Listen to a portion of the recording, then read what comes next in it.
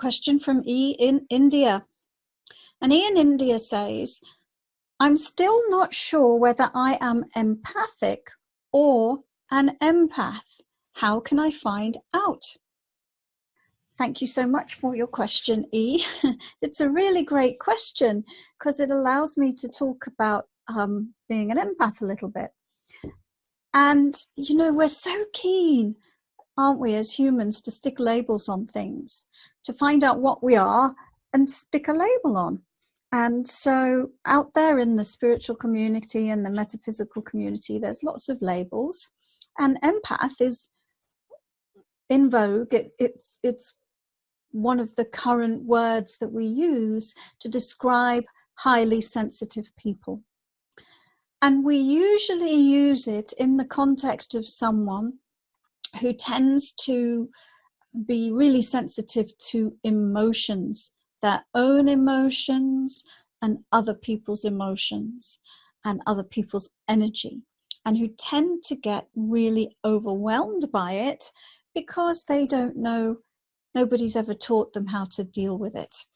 And so in that case, what we're talking about is a specific psychic ability called clairsentience or clear feeling.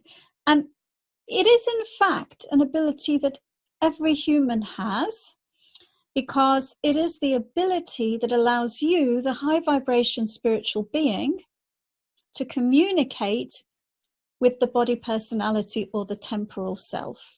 Okay, so that part of you that you can call it your higher self or your soul, that's outside of time and space, that's the eternal being, has created this body in order to inhabit and experience physical reality through. And it's just a part of that higher level of you that's in the body personality. And so clairsentience is the psychic ability that allows body-spirit communication between you embodied in this body and your higher self. And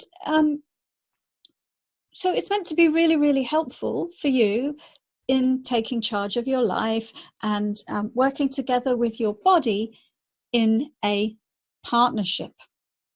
Most people don't have this information consciously and don't use it that way. And most people from when they're very young use it more like a radar, like to be hyper vigilant about how is everybody else emotionally, because I need to stay safe and I need to protect myself, and is mummy and daddy angry, and then we grow up just using it in that way to look outside of ourselves and to keep track of the energy outside of ourselves, and without any boundaries, and so absorbing other people's emotional energy and checking in with it inside our own energy field and energy system. So let's answer your question about you and how this pertains to you.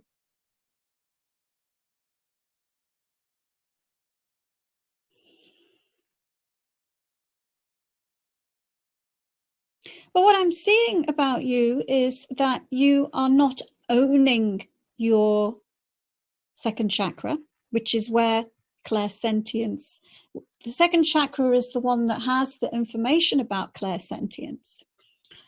And so I'm seeing that you have disowned your emotional levels, that you have, because of the emotional overwhelm, tended to want to push it down, ignore it, not deal with it. And so there's an enormous amount of foreign energy in that second chakra area that is preventing you from knowing yourself and tuning into your own energy. So what I would say to you is that you are dysfunctional on the level of clairsentience. Forgive the word, most humans are. And so I would say to you, well, of course you are empathic. Of course you are an empath. Of course you are clairsentient. However, you are not mastering the ability. You're not in charge of the ability. And so how can you deal with that? Through meditation, through finding a teacher. You know, I have a fantastic course called Unlock Your Intuition, which teaches you how to deal with all that foreign energy, which teaches you as an empath how to stay in charge of your reality and how to cope with the emotional overwhelm. It's called Unlock Your Intuition, and I suggest that you check that out. And that card, by the way, the imagery of that card, you see that there's a couple of beings there. One's the higher self and one's the body personality, and it is about them being in a constant cycle of communication. So we can relate it to your question in that way. And you know, from the context of the label I've given the card, everything you're experiencing is your creation. So you've decided to go through this so you can master your clairsentience. How do you learn about it unless you lose it and regain it? That's part of the game, the play, the process for becoming a master of your second chakra, if you want to put it that way. So I hope this answer has helped you, E.